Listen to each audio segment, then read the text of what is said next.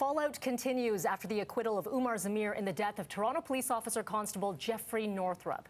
The Canadian Civil Liberties Association has sent a letter to the Toronto Police Services Board voicing their concerns over Chief Demkiw's initial comments following the verdict. And we're going to play part of the chief's statement right now. While we respect the judicial process and appreciate the work of everyone involved in this very difficult case, I share the feelings of our members who are hoping for a different outcome. And since that statement, the chief has tried to clarify how he feels about the verdict. And today, he went a step further and apologized to the Toronto Police Services Board. So have a listen to this. I apologize for my choice of words in those early moments outside the courthouse. I want to be very clear and repeat that I respect and accept the decision of the jury. As I've said, closure can never come at the expense of justice. I should have been more clear that I support and accept the verdict. Okay, the co-author of the CCLA's letter, Shakir Rahe, the Criminal Justice Program Director, joins me now in studio. Thank you so much for joining today. A very different chief that we heard from the initial verdict when it was announced. And we've heard, a statement and also the chief somewhat backtracking today, a full apology. Your initial take on the apology? Well, I think it's an important first step. There is no question that the chief's initial statement, which cast doubt on Mr. Zameer's innocence after the evidence had been heard and tested, after a jury had deliberated and delivered a verdict, was unacceptable. The next question for us as the CCLA is how do we ensure these types of statements don't occur in future? This is not the first time that we've heard maybe questionable comments or behaviors that you want to bring to light. This just happens to be a high-profile case. That's quite right. In fact, as you know, bail reform has been a subject on the sort of national public policy agenda over the last few months, and we saw many interventions by police forces or police officers calling into doubt decisions made by justices to release individuals on bail.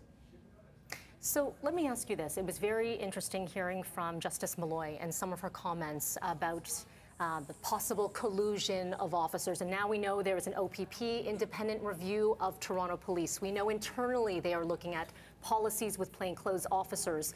The idea of police policing police. In your opinion, does much come from that?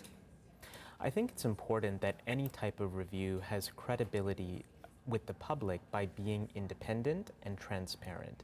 And thus far, we have not heard about what the parameters of that OPP review will be or how those findings will be shared. So I think knowing that would be important for the public at large. What would you like to see in that review? I think it's important that that review examine all aspects of the investigation and of the testimony at trial. But of course, it's focused on what happened in this immediate case. And we do think it's important that the board and the service consider what needs to change for the future. So let's talk about what that could be when it comes to the change. I know you are in active discussions with the Police Services Board members. Where do those discussions stand right now? Well, I think they're in a constructive place in the sense that I think some board members recognize that development of policies are important. And in particular, what we're stressing to everybody we meet with is that it's important there are clear rules about how the chief of police and officers assigned to cases publicly comment on bail decisions and criminal verdicts. Because there could be major repercussions. As we are seeing right now, there has been some outcry from the public saying those initial comments, and now we see the chief sort of backtracking and apologizing to this point.